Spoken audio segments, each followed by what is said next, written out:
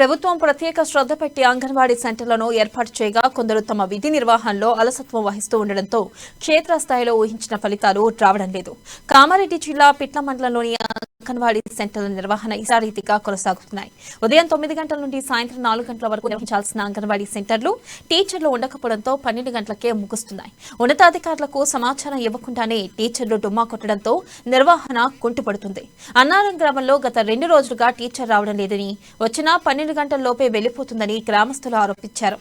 ఇక ICDS supervisor పద్మను వివరణ కోరగా నాకు ఎలాంటి సమాచారం లేదని ఆమె తెలిపారు. దీనిపై ఉన్నతాధికారులు చర్యలు తీసుకోవాల్సిన అవసరం ఎంతైనా ఉందని గ్రామస్తులు కోరుతున్నారు.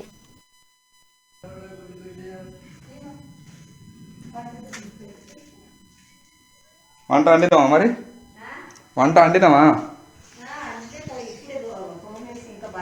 పిల్లలు అందరూ తినిపోయారా?